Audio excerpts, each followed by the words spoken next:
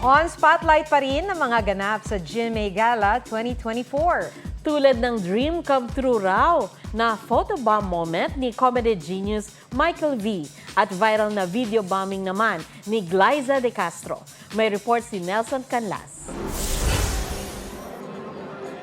May more than 500 million views and counting ang lahat ng official posts online para sa GMA Gala 2024. Kasabay ng mega trending nito online, ang sabay-sabay na naglabasang viral posts. Tulad na lang ng kay Glyza De Castro na nag-video bomb sa mga nasa red carpet.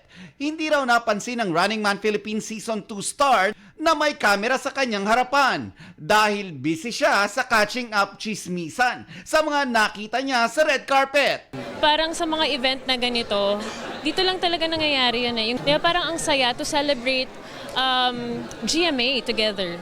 Tawang-tawa naman ang netizens sa post ni Kapuso Comedy King Michael V. Sa picture, makikita si GMA Senior Vice President Attorney Annette Gozon Valdez, Bea Alonso, Vice Ganda, at si Bitoy. Sa caption ni Pipito Manaloto Star, ipapa-frame niya raw ito dahil matagal na nga raw niyang pangarap na makasama ang tatlo in one picture. Mars, parang wala kang ganang kumain.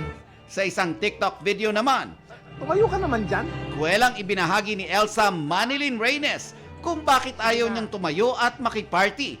Ang heels kasi ni Mani, nasira! Marami ring nagtatanong nung gabing yun, where is Jeneline Mercado? Nagkaroon kami ng emergency sa bahay kaya hindi siya nakasama. Mga bagay na alam mo yun, hindi maiwan ng ina. Kahapon nag-post naman si Jen ng dapat sanang outfit at look niya sa GMA Gala. Ngayong araw naman, inilabas din ni Jen ang kanyang pre-gala shoot.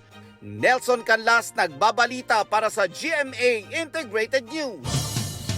Huwag magpahuli sa mga balitang dapat ninyong malaman. Mag-subscribe sa GMA Integrated News sa YouTube.